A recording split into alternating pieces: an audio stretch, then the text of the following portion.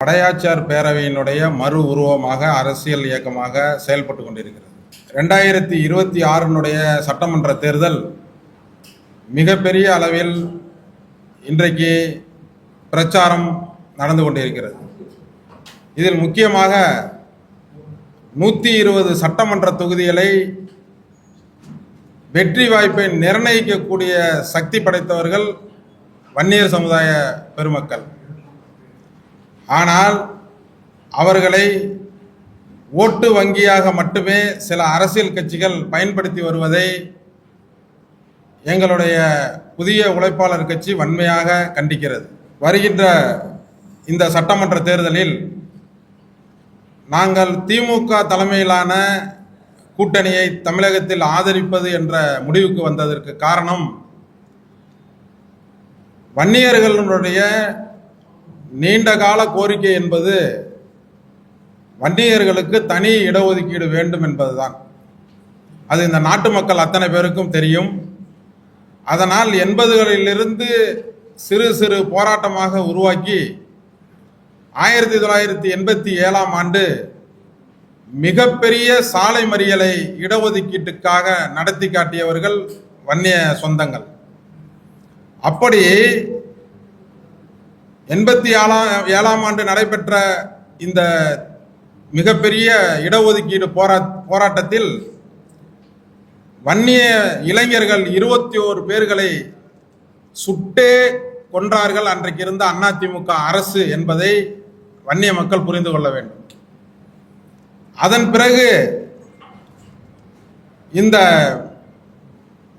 திராவிட முன்னேற்ற கழகத்தினுடைய ஆட்சி 89ஆம் ஆண்டு நீண்ட இடைவேளைக்கு பிறகு அமைந்த பிறகு முதலில் வன்னியர்களுடைய கோரிக்கையாக வன்னியர்களுடைய 20% தனி இடஒதுக்கீட்டு சம்பந்தமாக மிகப்பெரிய ஒரு சர்வேயை 1.5 மாதத்தில் எடுத்து அன்றைக்கு இருந்த முதலமைச்சராக இருக்கின்ற முத்தமிழறிஞர் கலைஞர் அவர்கள் வன்னியர் உள்ளிட்ட 108 ஜாதிகளுக்கு 20% இடஒதுக்கீட்டை வழங்கி பெருமை சேர்த்தார்கள்.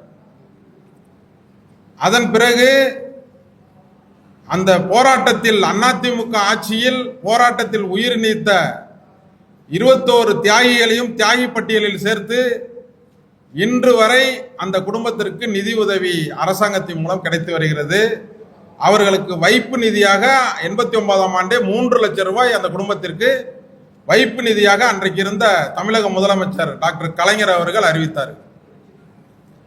அதேபோல் 2009ஆம் ஆண்டு லட்சக்கணக்கான கோடி வன்னியர் சொத்துக்கள் தமிழகம் முழுவதும் பறந்து விரிந்து கிடக்கிறது.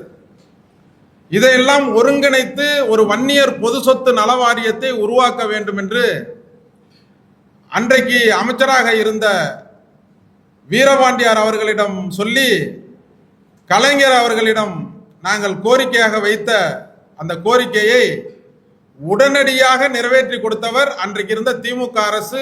முத்தமிழறிஞர் டாக்டர் கலைஞர் அவர்கள் அன்றைக்கு அந்த வன்னியர் பொது சொத்து நல வாரியத்தை உருவாக்கி அதற்கு சட்ட அங்கீகாரம் கொடுத்தது திமுக அரசு என்பதை நாங்கள் நினைவு கூறுகிறோம். இதற்கெல்லாம் மேலாக காலம் சென்ற வன்னியர்களின் குரு ஐயா ராமசாமி படையாச்சார் அவர்களுக்கு சென்னையிலே முதலில் திமுக அரசுதான் கிண்டியில் முழு உருவ சிலையை அமைத்து கொடுத்து அவரை பெருமை சேர்த்த வரலாறும் திமுகவுக்கு உண்டு. அதேபோல் எத்தனையோ ஆட்சிகள் அதிமுக ஆட்சிகள் நடந்தாலும் இந்த போராட்டங்களில் உயிர் நீத்த 21 வன்னிய தியாகிகளையும் ஒருங்கிணைத்து ஒரு மணிமண்டபம் கட்ட வேண்டும் என்ற எண்ணம் அதிமுக அரசுக்கு இருந்தது கிடையாது. ஆனால் இந்த ஆட்சியில் முதலாக கலைஞர் அவர்களுடைய மறைவுக்கு பிறகு தமிழகத்தில் பெரும்பான்மையுடன் ஆட்சி அமைத்த மாண்புமிகு டாக்டர் தளபதியார் அவர்கள் இன்றைக்கு விழுப்புரத்தில் 21 வன்னியர் உயிர்நீத்த வன்னியர் தியாகிகளுக்கும் மணிமண்டபம் கட்டி அழகு பார்த்த பெருமையை திமுக அரசுக்கு சேரும். இப்படி சொல்லிக் கொண்டே போகலாம். பல விஷயங்களில் இந்த வன்னிய மக்களுக்காக முன்னெடுத்து சென்ற திமுகவை இந்த தேர்தலில் ஆதரிக்க வேண்டும் என்று முடிவு செய்திருக்கிறோம். கட்சி பேரவை இருக்குன்னா படையாட்சி பேரவை பொறுப்பாளர் ஆரம்பிச்சிருக்கீங்களா? ஆமா. உங்க கட்சி கொடியை வந்து பாத்தீங்கன்னா திருமாவளவன் தான் வந்து அறிமுகப்படுத்துறாரு. எதனால வச்சுங்க? அதாவது தமிழகத்தில் மிக பெரும்பான்மையான சமுதாயம் தலித் சமுதாயமும் வன்னியர் சமுதாயமும், இந்த இரு சமுதாயமும் ஒன்றாக இருக்க வேண்டும் என்ற உயரிய நோக்கத்தில் தான் அந்த விடுதலை சிறுத்தையினுடைய கட்சியினுடைய தலைவர் திருமாவளவன் அவர்களை வைத்து எங்களுடைய கட்சியினுடைய கொடியை அன்றைக்கு அறிமுகப்படுத்தினோம்.